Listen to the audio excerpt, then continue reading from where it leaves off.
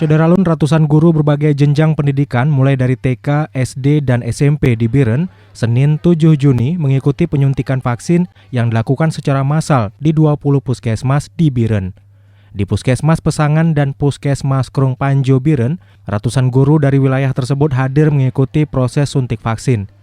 Bupati Biren Muzakar Agani bersama Kadiskes Biren, Kapolres Biren, Direktur RSUD, dan para pejabat lainnya meninjau proses vaksinasi massal tersebut.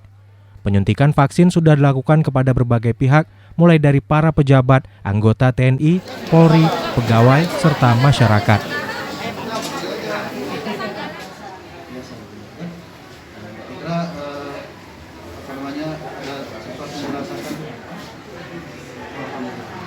Ini apa namanya kabupaten Biren, saya ingin Sarjani di SMP, kemudian sebelah Sinte, alhamdulillah. Dari Biren, Yusmandin Idris, Serambi On TV.